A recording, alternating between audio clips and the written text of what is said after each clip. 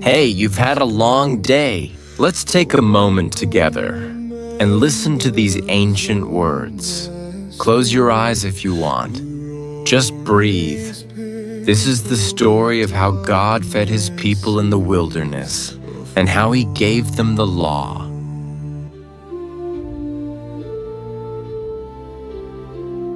They took their journey from Elim, and all the congregation of the children of Israel came to the wilderness of Sin, which is between Elim and Sinai, on the 15th day of the second month after their departing out of the land of Egypt. The whole congregation of the children of Israel murmured against Moses and against Aaron in the wilderness, and the children of Israel said to them, "We wish that we had died by Yahweh's hand in the land of Egypt, when we sat by the meat pots, when we ate our fill of bread. For you have brought us out into this wilderness to kill this whole assembly with hunger." Then Yahweh said to Moses, "Behold, I will rain bread from the sky for you, and the people shall go out and gather a day's portion every day, that I may test them, whether they will walk in my law or not. It shall come to pass on the 6th day, that they shall prepare that which they bring in, and it shall be twice as much as they gather daily." Moses and Aaron said to all the children of Israel, "At evening you shall know that Yahweh has brought you out from the land of Egypt. In the morning you shall see Yahweh's glory, because he hears your murmurings against Yahweh. Who are we that you murmur against us?" Moses said, "Now Yahweh shall give you meat to eat in the evening, and in the morning bread to satisfy you. Because Yahweh hears your murmurings, which you murmur against him. And who are we? Your murmurings are not against us, but against Yahweh." Moses said to Aaron, "Tell all the congregation of the children of Israel, 'Come close to Yahweh, for he has heard your murmurings.'" As Aaron spoke to the whole congregation of the children of Israel, they looked toward the wilderness, and behold, Yahweh's glory appeared in the cloud. Yahweh spoke to Moses, saying, "I have heard the murmurings of the children of Israel. Speak to them, saying, 'At evening you shall eat meat, and in the morning you shall be filled with bread. Then you will know that I am Yahweh your God.'" It happened at evening that quail came up and covered the camp, and in the morning the dew lay around the camp. When the dew that lay had gone, behold, on the surface of the wilderness was a small round thing, small as the frost on the ground. When the children of Israel saw it, they said to one another, "What is it?" For they didn't know what it was. Moses said to them, "It is the bread which Yahweh has given you to eat. This is the thing which Yahweh has commanded. Gather of it everyone, according to his eating an omer a head. According to the number of your persons, you shall take it, every man for those who are in his tent." The children of Israel did so, and some gathered more, some less. When they measured it with an omer, he who gathered much had nothing over, and he who gathered little had no lack. They each gathered according to his eating. Moses said to them, "Let no one leave of it until the morning." Notwithstanding, they didn't listen to Moses, but some of them left of it until the morning. So it bred worms and became foul, and Moses was angry with them. They gathered it morning by morning, everyone according to his eating. When the sun grew hot, it melted. On the 6th day, they gathered twice as much bread, 2 omers for each one, and all the rulers of the congregation came and told Moses. He said to them, "This is that which Yahweh has spoken. Tomorrow is a solemn rest, a holy Sabbath to Yahweh. Bake that which you want to bake, and boil that which you want to boil, and all that remains over, lay up for yourselves to be kept until the morning." They laid it up until the morning, as Moses ordered, and it didn't become foul, and there were no worms in it. Moses said, "Eat that today, for today is a Sabbath to Yahweh. Today you shall not find it in the field. 6 days you shall gather it, but on the 7th day is the Sabbath. In it there shall be none." On the 7th day some of the people went out to gather, and they found none. Yahweh said to Moses, "How long do you refuse to keep my commandments and my laws? Behold, because Yahweh has given you the Sabbath, therefore he gives you on the 6th day the bread of 2 days. Everyone stay in his place. Let no one go out of his place on the 7th day." So the people rested on the 7th day. The house of Israel called its name Manna, and it was like coriander seed, white, and its taste was like wafers with honey. Moses said, "This is the thing which Yahweh has commanded. Let an omer full of it be kept throughout your generations, that they may see the bread with which I fed you in the wilderness, when I brought you out of the land of Egypt." Moses said to Aaron, "Take a pot and put an omer full of manna in it, and lay it up before Yahweh to be kept throughout your generations." As Yahweh commanded Moses, so Aaron laid it up before the testimony to be kept. The children of Israel ate the manna 40 years, until they came to an inhabited land. They ate the manna until they came to the borders of the land of Canaan. Now an omer is 1/10 of an ephah.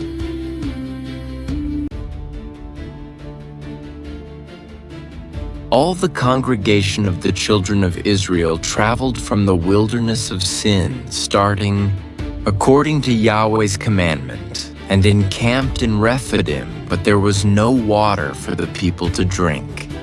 Therefore the people quarreled with Moses and said, "Give us water to drink." Moses said to them, "Why do you quarrel with me? Why do you test Yahweh?"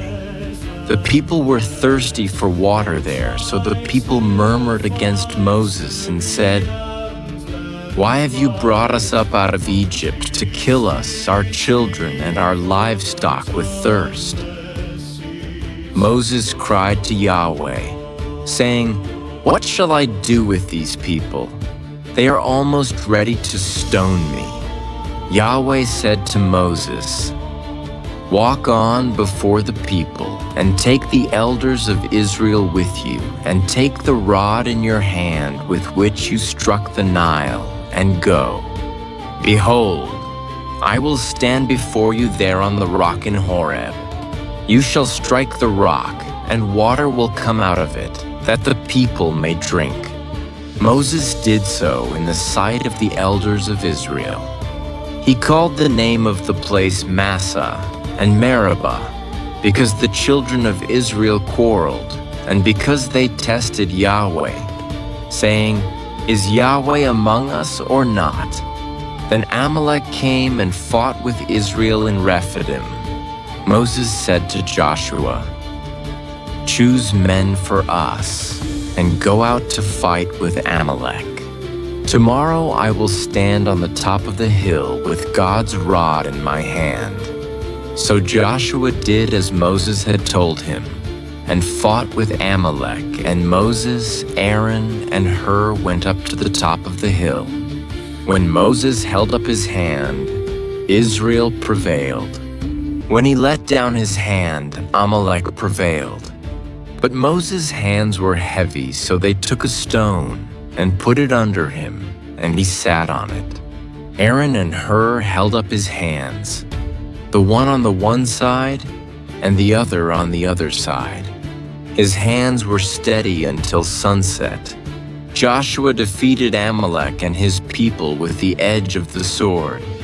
Yahweh said to Moses, "Write this for a memorial in a book, and rehearse it in the ears of Joshua, that I will utterly blot out the memory of Amalek from under the sky."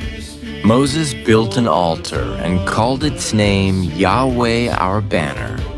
He said, "Yah has sworn Yahweh will have war with Amalek from generation to generation."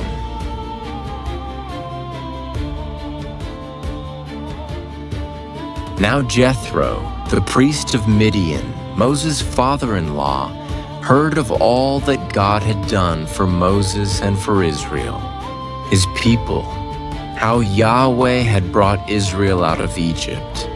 Jethro, Moses' father-in-law, received Zipporah, Moses' wife, after he had sent her away, and her 2 sons. The name of one son was Gershom, for Moses said, "I have lived as a foreigner in a foreign land." The name of the other was Eliezer, for he said, "My father's God was my help and delivered me from Pharaoh's sword." Jethro, Moses' father-in-law, came with Moses' sons and his wife to Moses into the wilderness where he was encamped, at the mountain of God. He said to Moses, "I, your father-in-law Jethro, have come to you with your wife, and her 2 sons with her." Moses went out to meet his father-in-law and bowed and kissed him. They asked each other of their welfare, and they came into the tent. Moses told his father-in-law all that Yahweh had done to Pharaoh and to the Egyptians for Israel's sake, all the hardships that had come on them on the way, and how Yahweh delivered them.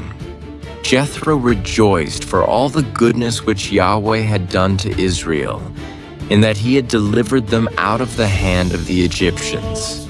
Jethro said, "Blessed be Yahweh, who has delivered you out of the hand of the Egyptians, and out of the hand of Pharaoh, who has delivered the people from under the hand of the Egyptians. Now I know that Yahweh is greater than all gods because of the way that they treated people arrogantly." Jethro, Moses' father-in-law, took a burnt offering and sacrifices for God. Aaron came with all the elders of Israel to eat bread with Moses' father-in-law before God. On the next day, Moses sat to judge the people, and the people stood around Moses from the morning to the evening.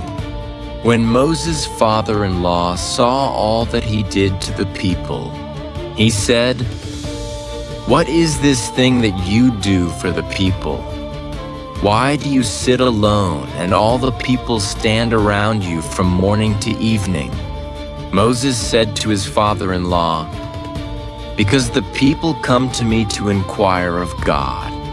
When they have a matter, they come to me, and I judge between a man and his neighbor, and I make them know the statutes of God and his laws." Moses' father-in-law said to him, "The thing that you do is not good. You will surely wear away, both you and this people that is with you, for the thing is too heavy for you. You are not able to perform it yourself alone.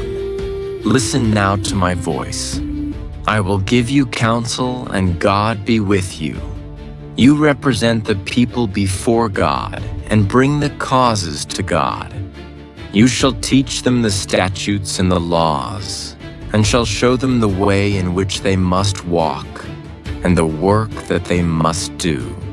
Moreover, you shall provide out of all the people able men who fear God, men of truth, hating unjust gain, and place such over them, to be rulers of thousands, rulers of hundreds, rulers of 50s, and rulers of tens.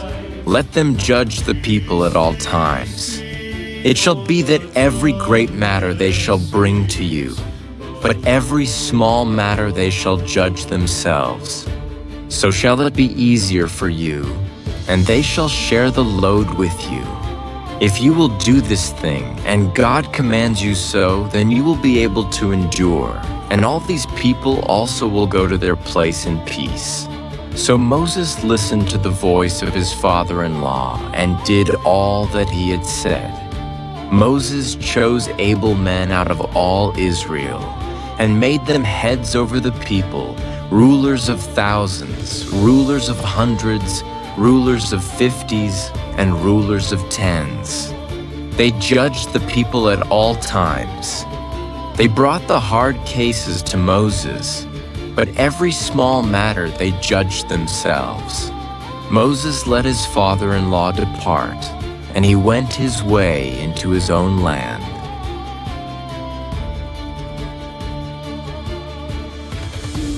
In the 3rd month after the children of Israel had gone out of the land of Egypt, on that same day they came into the wilderness of Sinai.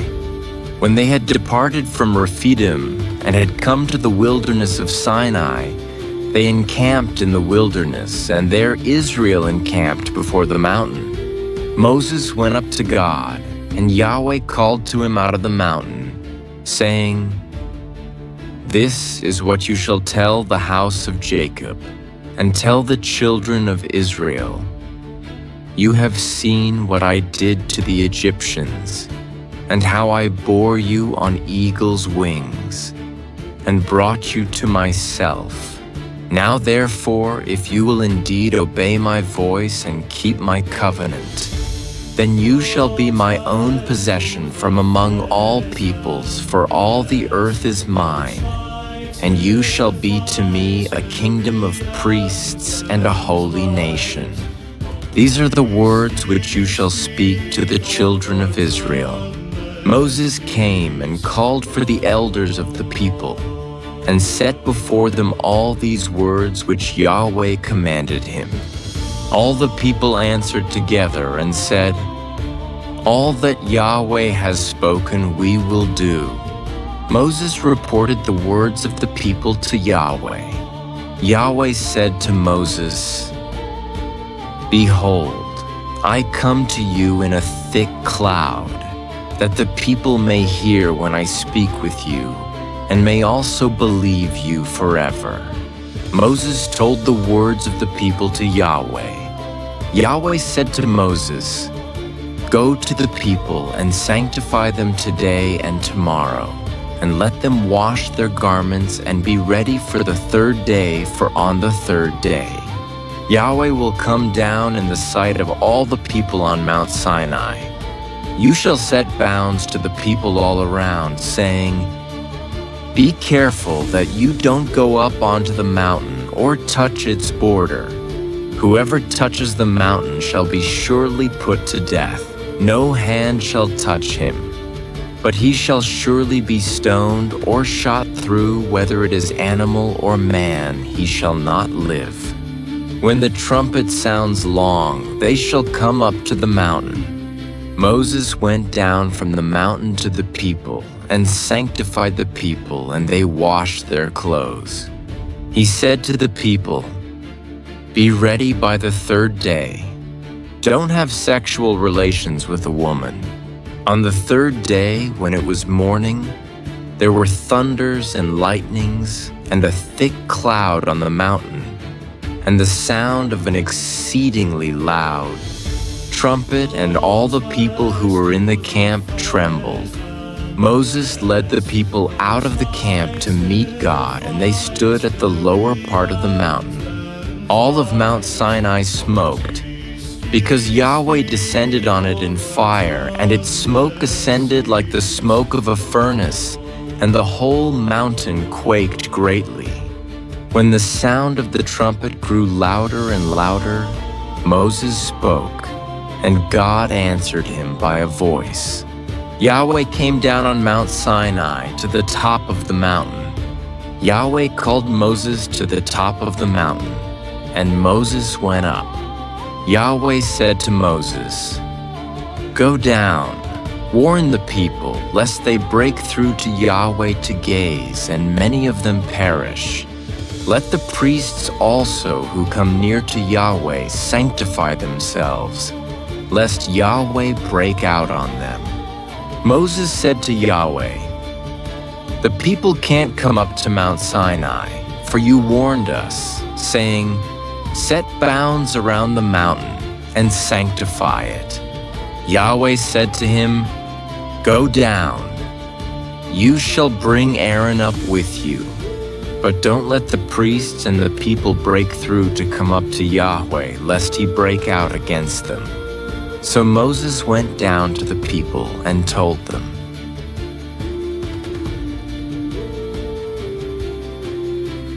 God spoke all these words, saying, "I am Yahweh your God, who brought you out of the land of Egypt, out of the house of bondage. You shall have no other gods before me. You shall not make for yourselves an idol, nor any image of anything that is in the heavens above, or that is in the earth beneath, or that is in the water under the earth. You shall not bow yourself down to them, nor serve them, for I, Yahweh, your God, am a jealous God, visiting the iniquity of the fathers on the children, on the third and on the fourth generation of those who hate me, and showing loving kindness to thousands of those who love me and keep my commandments. You shall not misuse the name of Yahweh your God, for Yahweh will not hold him guiltless who misuses his name. Remember the Sabbath day to keep it holy. You shall labor 6 days and do all your work, but the seventh day is a Sabbath to Yahweh your God. You shall not do any work in it, you, nor your son, nor your daughter, your male servant, nor your female servant, nor your livestock, nor your stranger who is within your gates, for in 6 days Yahweh made heaven and earth, the sea, and all that is in them, and rested the seventh day. Therefore Yahweh blessed the Sabbath day and made it holy. Honor your father and your mother, that your days may be long in the land which Yahweh your God gives you. You shall not murder. You shall not commit adultery. You shall not steal. You shall not give false testimony against your neighbor. You shall not covet your neighbor's house. You shall not covet your neighbor's wife, nor his male servant, nor his female servant, nor his ox, nor his donkey, nor anything that is your neighbor's.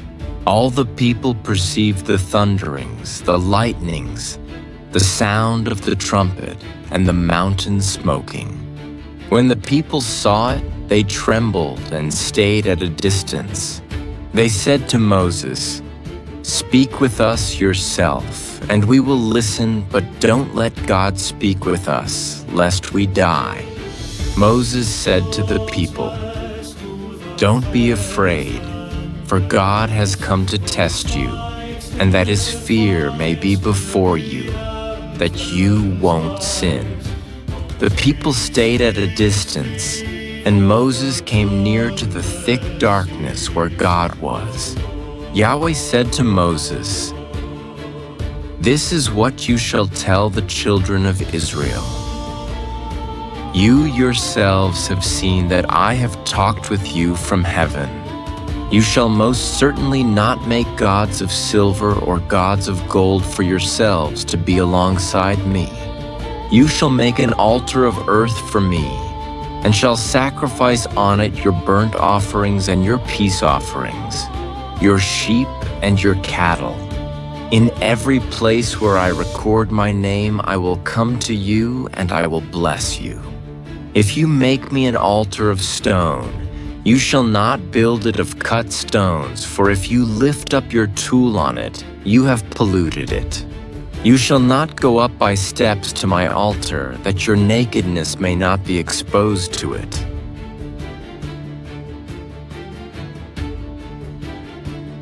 So here's what we just heard.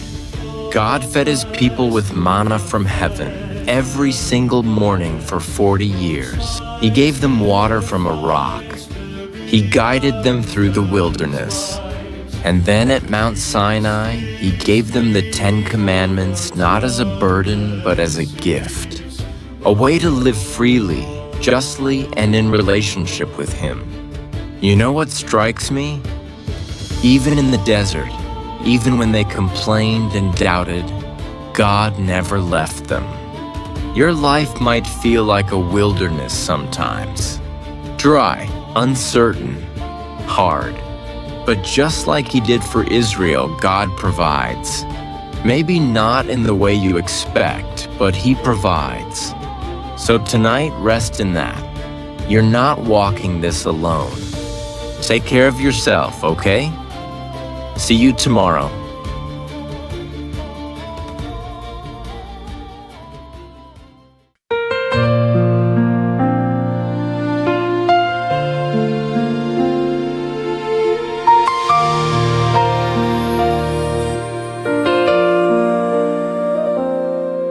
When the desert winds were cold and dry, our hearts grew weary, our spirits cried. But heaven opened and softly it came, bread of mercy in the Savior's name. Every dawn his grace renewed, every tear by love subdued. You are the bread from heaven, my Lord. You fill the emptiness of my soul. Even when I wander far away,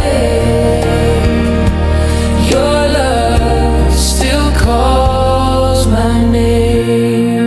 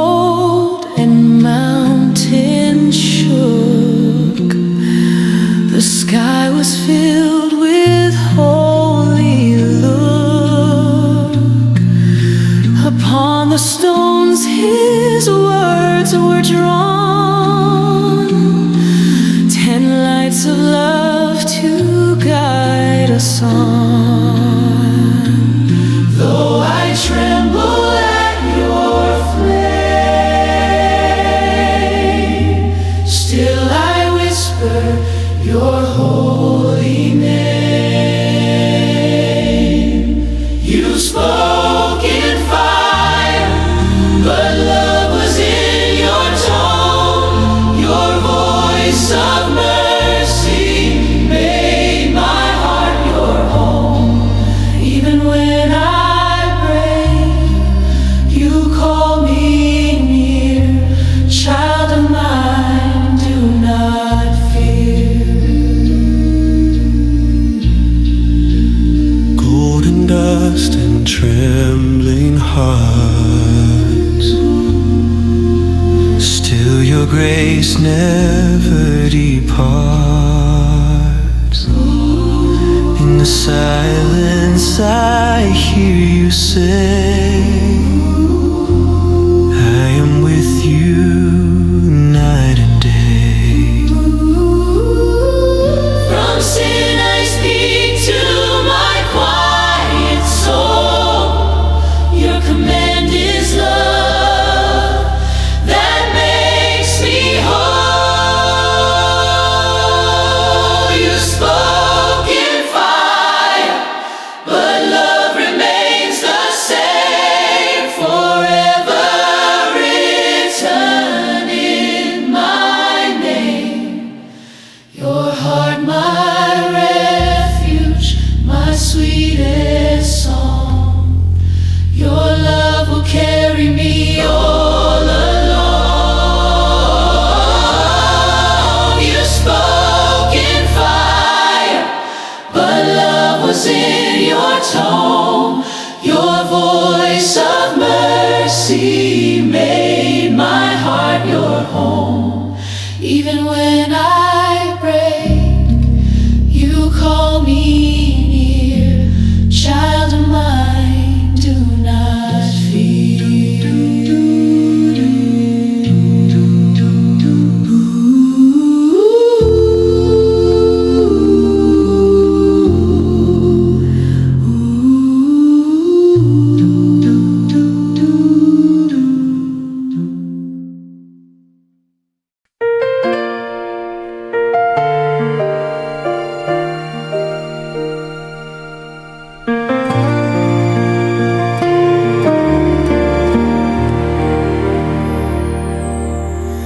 When the desert winds were cold and dry, our hearts grew weary, our spirits cried.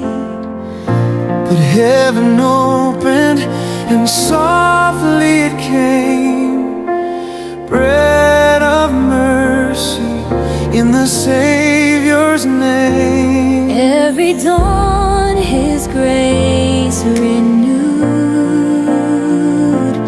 every tear by love subdued.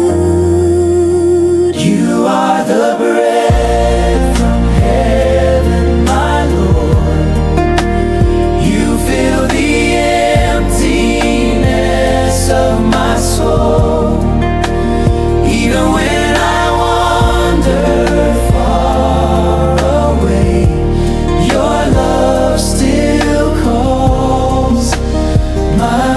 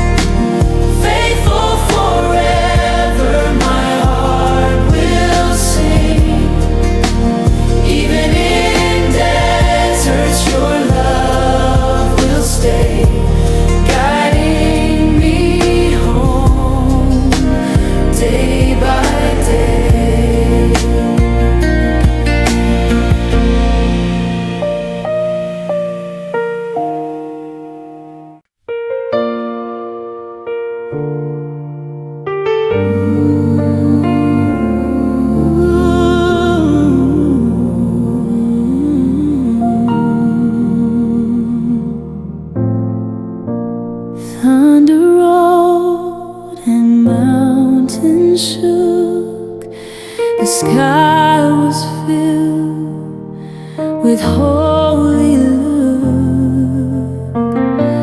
Upon the storms His words were drawn, 10 lights of love to guide us on. Though I tremble at your flame, still I whisper